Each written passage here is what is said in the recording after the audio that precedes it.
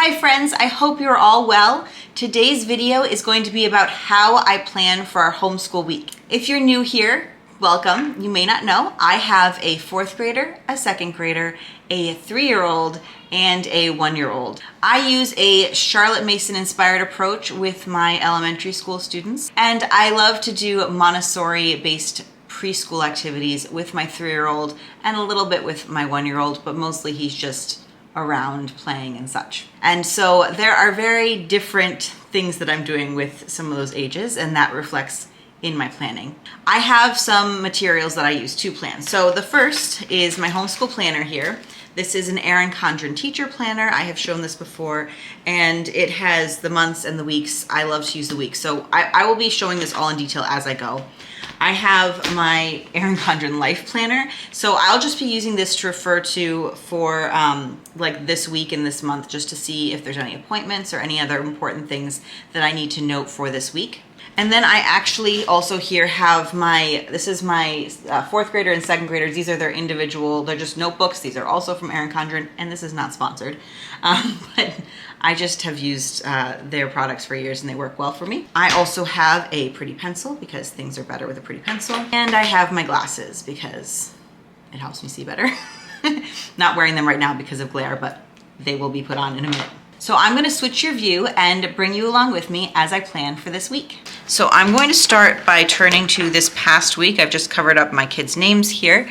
So this is what a week spread looks like in the Erin Condren teacher planner. And it has the dates down the side here. And then on the top it has, 7 columns. This one looks a little different. It doesn't have the different days blocked out. So I usually use this as like a to-do list and other notes. The other columns I use as family school, my 4th grader, my 2nd grader, preschool, my 3-year-old, and my 1-year-old. Now I will turn to this week's weekly page.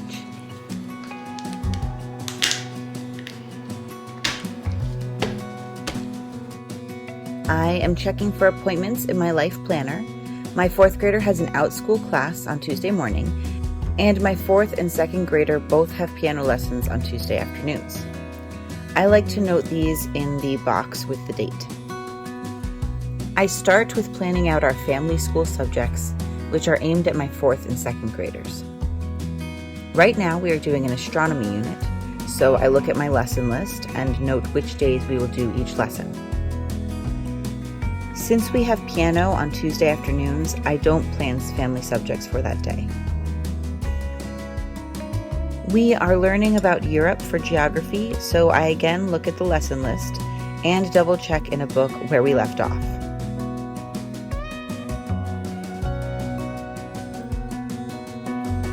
I also make a note to myself in the right-hand column that I need to come up with guidelines for a country report I want them to do. I store my lesson lists in the pocket in the back of the planner so they're easy to access when I need them. I am also adding in a lesson on Shakespeare and a new book that we will be starting. We just finished The One and Only Ivan for literature, and we will be starting The Heist Society this week, which should tie into learning about Europe. I try to keep Fridays light, so the only family subject I'm adding is art. Now I'm moving on to preschool. The goal is to do circle time and read books daily, so I put that in first, and then I add a few extra activities throughout the week. Write down baking for Monday, and we have been using Preschool Prodigies for music. My 3-year-old loves it, so we will probably do it several times, but I just put it in once for the week. I also include art for them on Fridays. We'll probably do it all together. And I noted that we should get outside on Wednesday because the weather is supposed to be decent. I'm using a sticky note to write down lessons and activities I want to work on with my 3-year-old this week. I'm doing it this way because I don't want to tie these to specific days. I then note something for my 1-year-old as well.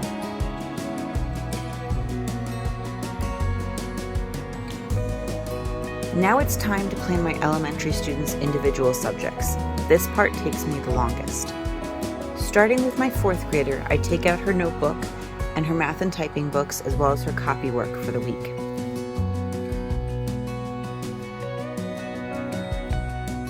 I like to start by just listing all the subjects or tasks for each day. I decide not to include copy work on Monday because I'm planning on having them do a dictation as part of our family school that afternoon. I try to keep Tuesdays light because she has her out school class.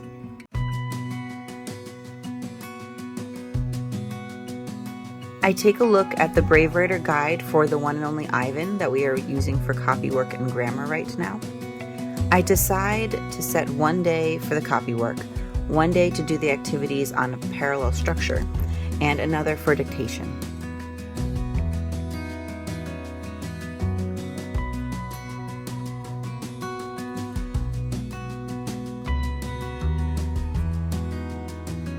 Then I go through her typing and math books and add the lessons or pages for each day.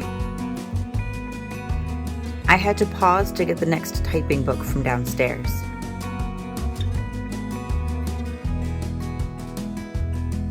I usually assign 1 or 2 typing lessons each day and between 2 and 4 math pages depending on how long the section in the math book is.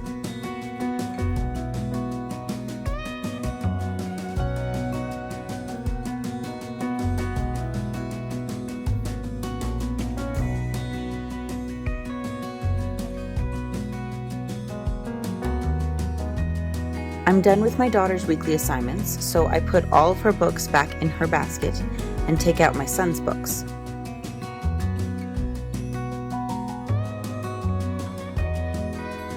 I go through the same process, first writing down all of his tasks for each day.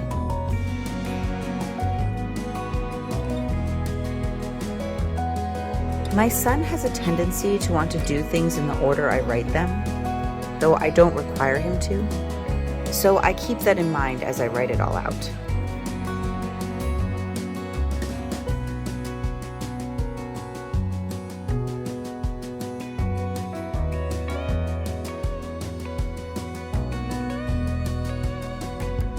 Now I plug in the appropriate lessons and pages.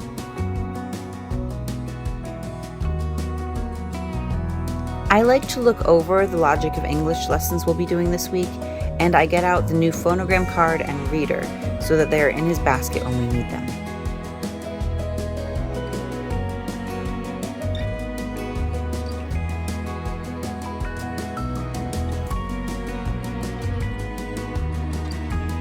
As with my daughter, I generally assign between 2 and 4 pages of math a day based on the section as well as how easy or difficult that I think the material will be.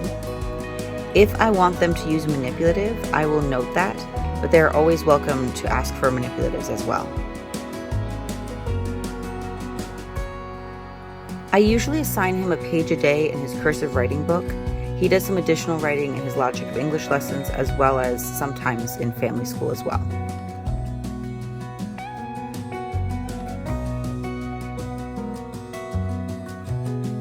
As I put his books away, I look through the early readers in his basket. He completed one this past week, so I add it to the book list in the front of his notebook. Not every book he reads gets added here, but I try to add them when I think of it.